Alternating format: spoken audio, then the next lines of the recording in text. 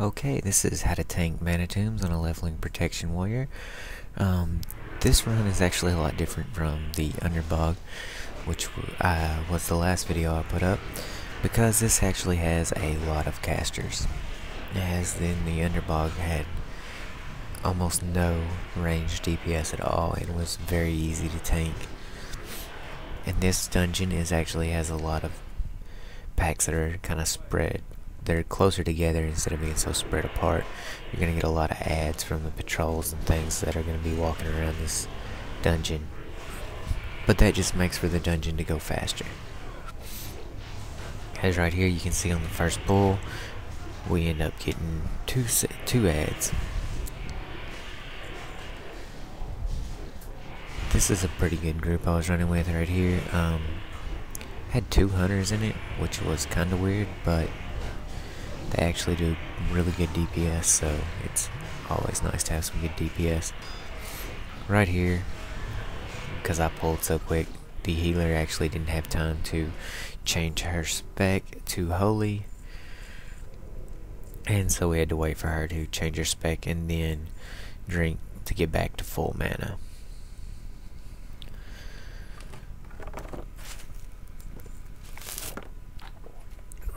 This run is also a lot quicker as to how you get to the first boss, whereas in some of the other dungeons we've been doing, it's been, you really have to go through most of the trash and then you get to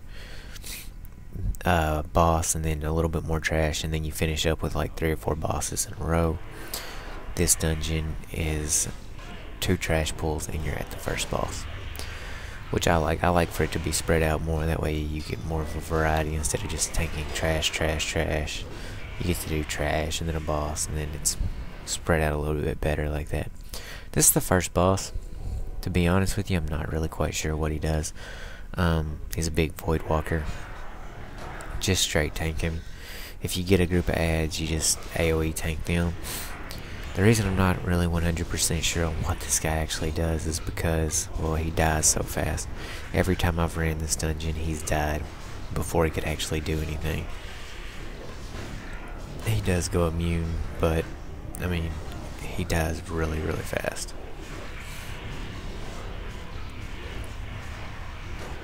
Then we just need to finish off the trash that added to the group whenever I pulled the boss.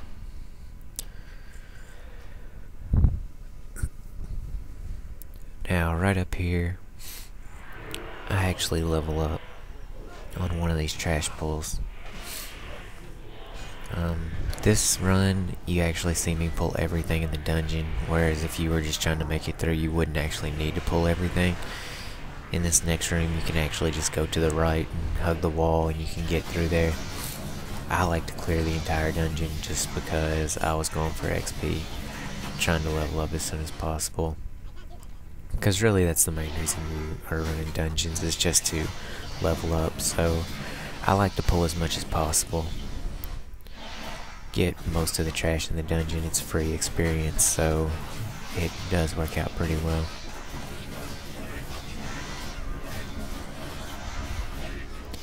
These little packs of the mana worms, just make sure your healer's not that close when they blow up. They blow up and they eat mana. So you gotta watch your healer's mana as you go through these pulls, because he may run out of mana if you let these guys live too long. They'll actually mana burn your healer way down. So I think there's actually 1 or 2 mobs in this dungeon that actually do a mana burn type maneuver. So definitely just keep an eye out on your healer's mana as you go through this portion of the dungeon. But other than that, they are all casters. Gag Order, the talent, is a really good talent to have when you're tanking this. I don't actually have it in this. I plan to respec this warrior soon. I'll probably do a video on the actual respecking of the warrior. But as of right now, I don't really do that. I haven't really respec'd into a better build. I was just kind of winging it, and I've kind of got some useless talents that I don't really like. So I'm planning to do a respec here shortly. Probably put a video of that up. Right there I level up, and the reason I was trying to level up so bad was because I thought that I was going to get Shockwave, as soon as I leveled up. Wasn't true. I won't actually get Shockwave until I actually level up again, which is probably when I'll do the respec whenever I do level up again on this warrior. The reason I was wanting Shockwave is because it gives you just another AoE ability. Makes tanking a lot easier because you don't have to rely on waiting for your Thunderclap to come off cooldown all the time to keep up your AoE threat. Shockwave is actually just another attack that will actually hit more than 4 mobs if you have Cleave. Glyphed, you can hit 4. But I was looking through my talents there, thought I should have got Shockwave. Was a little bit confused by what level I was going to get Shockwave at. So then, needless to say, the rest of this run, I was just kind of like, well, let's just make this as fast as possible. Thought I was going to get Shockwave and didn't. So, it actually may be 1 or 2 more levels. I'm not 100% sure on when you do pick up Shockwave. But when I do get Shockwave, I will cover in the video on how to use it and how it can be used. Again, just watch your healer's mana as you go through here, because these little mana worms do devour the healer's mana and can blow up and do a lot of damage to your healer. But you'll just keep pulling through all this trash, doing your normal AoE tanking rotation, charge, Ren, Thunderclap, and then Cleave, Thunderclap, and Revenge, just to keep your aggro up.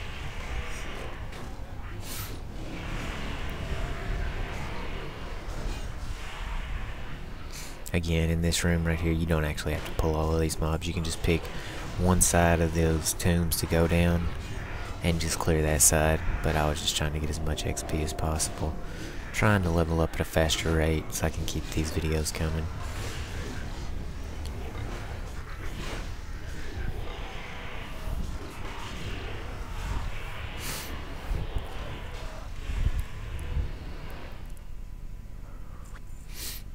Stopped to loot a little bit there, which is unusual. I don't normally loot anything.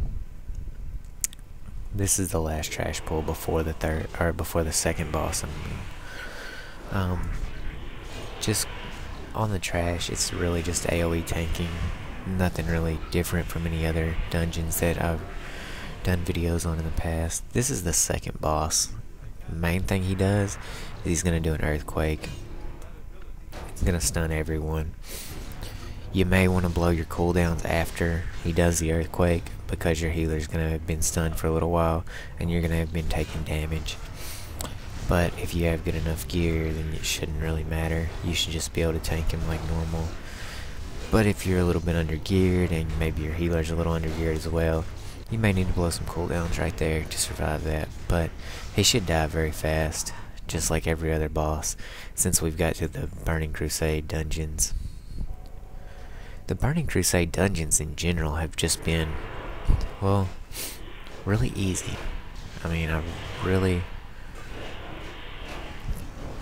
kind of think that they're actually a lot easier than the classic dungeons were. Burning Crusade, I guess the gear level has put us way above the level of the trash mobs and everything.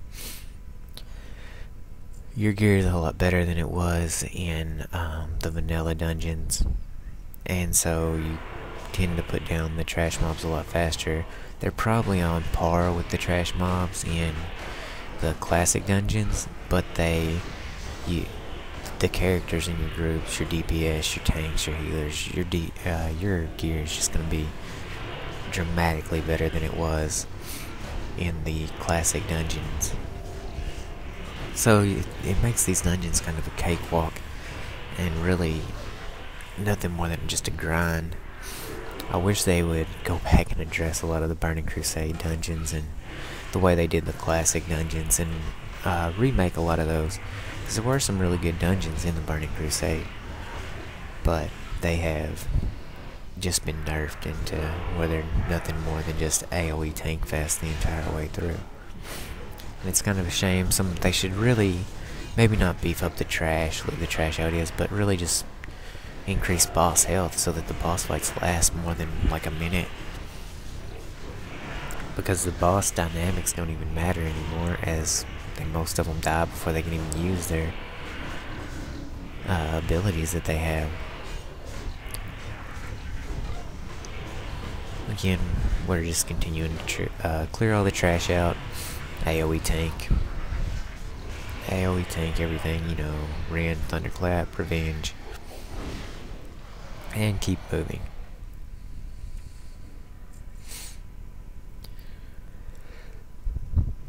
Now these big Void Walkers, they're probably the most dangerous threat of anything in this dungeon trash-wise, and again, they're not much of a threat.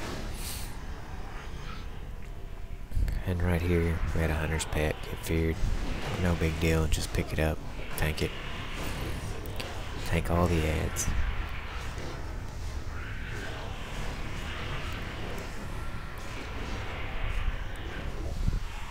As far as having a good group goes, really if you are a good tank, you can really focus on the outcome in the dungeon itself by just continually pulling, making sure the group's going well. As long as you're holding aggro, you shouldn't have to worry about having a bad healer, because a healer should really just be able to just focus straight on you and not have to worry about anybody else as long as you're tanking well. But right there, I got feared. I should have used Berserker Rage. I didn't, because I failed.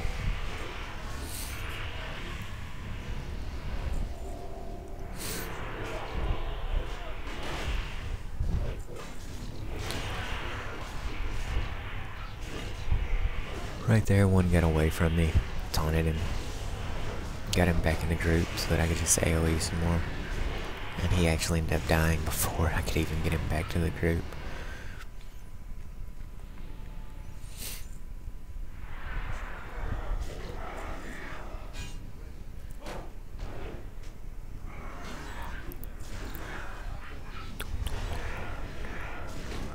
This run was kind of unique for us, as I think this is the first time I've had a Holy Priest be the healer in the dungeon. I've had a lot of Disc Priest, Resto Shaman, a few Resto Druids every now and then, and a couple of good Holy Paladins, but not really very many Holy Priests leveling up. That's probably because a lot of people think Disc is the best spec for healing, just due to how well Disc does in PvP. And it can also, from what I've heard, be used as a really good leveling spec. You do a lot more damage than you actually do as Shadow. So a lot of people are probably using that as their leveling spec and then just come into Hell Dungeons on it. But this time I actually had a Holy Priest, and I wasn't exactly sure what all abilities Holy Priest have, because I haven't played a Holy Priest in a long time. So this run was a little bit different from my standard tanking runs, as far as having a different healer. That is one thing that is important, is to know the abilities of your healers. If you have a druid, you have to know that you can't, when you run in, you have to actually grab aggro faster, because your druid healer is going to have hots on you. It's probably going to pull a little bit aggro a little bit faster if you're not as quick to grab aggro. Shaman are my favorite healers to run with. I love Earth Shield. I'd say Disc Priest are probably my second favorite healers, just due to the Power Ward Shield, because those are heals that don't actually give the healers any aggro but still stop damage. Love Earth Shield because that actually gives me the aggro, that the threat from actually healing myself. This is the last boss in the dungeon. He doesn't really do anything all that much, just tank him with his 2 ads. And he dies really fast.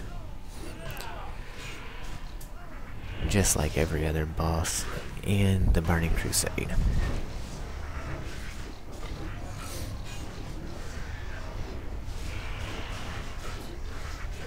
That's about all there is for the Mana Tombs run. Right there he spawns an ad. Just keep tanking the ad. And just kill that ad, and that's the end of the run.